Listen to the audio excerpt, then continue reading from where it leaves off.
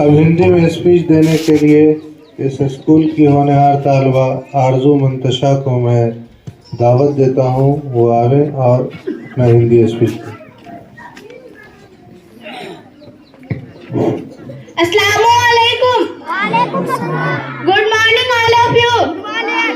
My name is Arzu Muntasha. I am 10 years old. My school name is Wisdom Modern English School.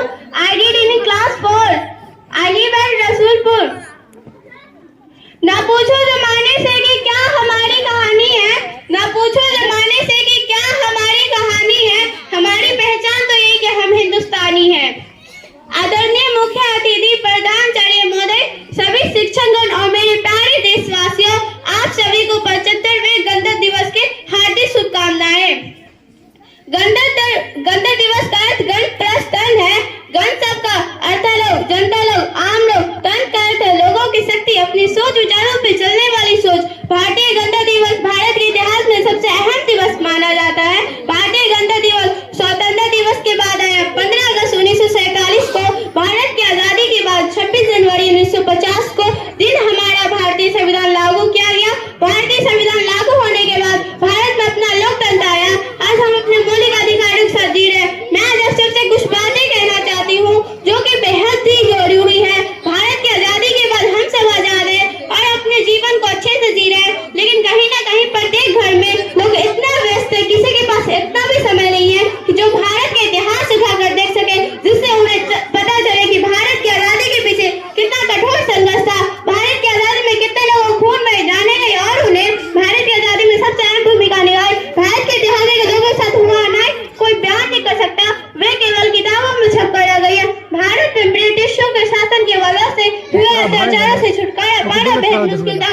उस समय में हिसाब लगाने की प्रथा थी, जिससे किसान लोगों के हक की जमीन उनको हक को मारा गया था।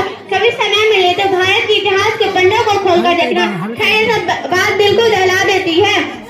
भारत की आजादी की लंबी लड़ाई और लाखों के बलिदान के बाद 15 अगस्त के दिन सन 1947 को पूर्ण स्वतंत्र हुआ। हमारे देश के पास अपना कोई लिखित संविधान था ही नहीं। बिना किसी संविधान के, बिना किसी कानून नियम के लोग रहा करते थे। बिना कड़े कानून जिन्हें मानव पशु समान था और फिर अनुशासन की जरूरत पड़ी और फिर सबके विकास के लिए कायदे कानून का स्थापित किया गया। फिर संविधान सभा गठन हुआ जिसमें 299 सदस्य थे। इसकी अध्यक्षता डॉक्टर भीमराव अम्बेडकर की थी।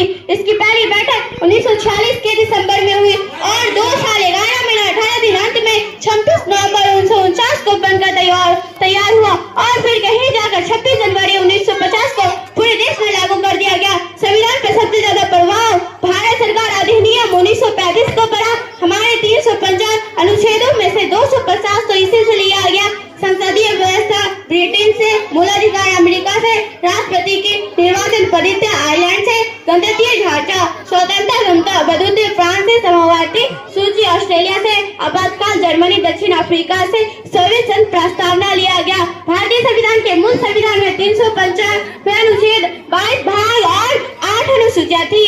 हमारे देश संसद कार्य प्रणाली आधारित है, जिसका प्रमुख संसद है। आधार का स्वनिर्वाचित पद्धति है।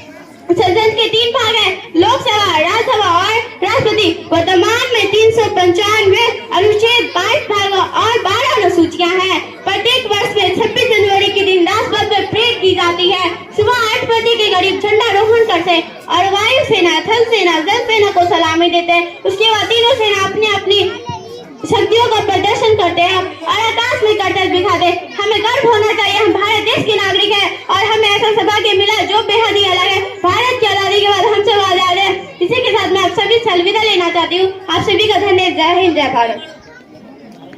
तालियों से, जोरदार तालियों से इस्तकबाल हो।